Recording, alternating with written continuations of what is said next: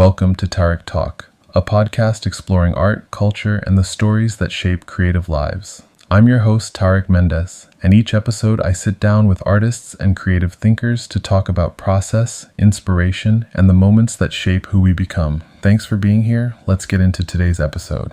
Welcome back to Tarik Talk. Walking into the Whitney Museum during the 2026 Biennial, you begin to feel how this exhibition is not just about what we see, but about how we assign meaning, value, and care to art itself. The Whitney, long engaged with the social frameworks of art, becomes a space where those questions are made visible. Curated by Marcela Guerrero and Drew Sawyer, this biennial brings together artists who are deeply aware of the systems surrounding art, its institutions, its economies, and its emotional weight, and Andrea Fraser's work speaks directly to that awareness. Fraser is known for her conceptual practice, often examining the structures that define the art world, how art is valued, how it is displayed, and how audiences engage with it. But here, in the Whitney Biennial, that critique takes on a deeply emotional and almost intimate form. Her sculptures, untitled Object IV, depict sleeping toddlers. At first, they appear quiet, almost peaceful. There's a softness to them, a sense of stillness and vulnerability. But as you spend time with the work, that calm begins to shift into something more complex. Fraser describes these figures as allegorical figures of art objects, and that idea changes how you see them.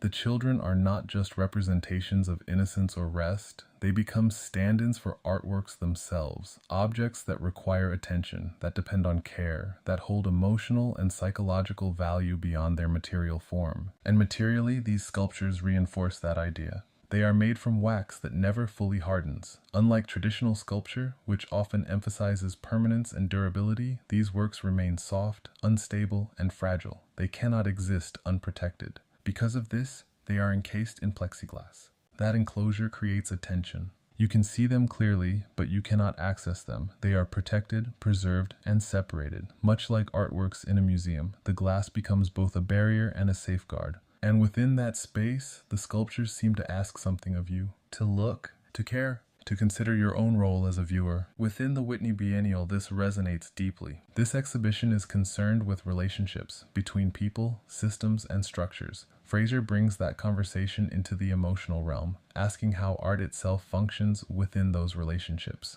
What does it mean to value an artwork?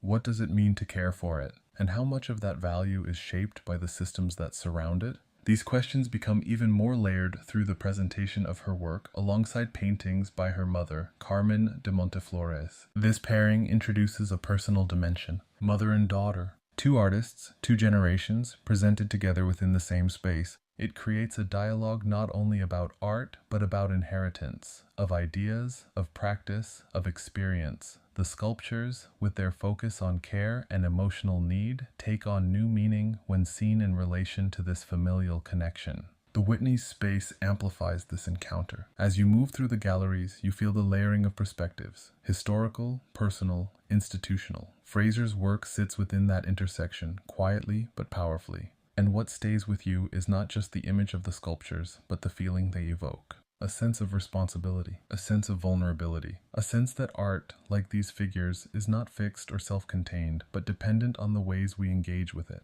Within the Whitney Biennial 2026, Andrea Fraser's work becomes more than a conceptual statement. It becomes a reflection on what art needs and on what it asks from all of us. Thank you for spending this time with me on Tarik Talk. If this conversation resonated with you, don't forget to subscribe and share the episode. You can follow along on social media for behind-the-scenes moments, guest highlights, and what's coming next.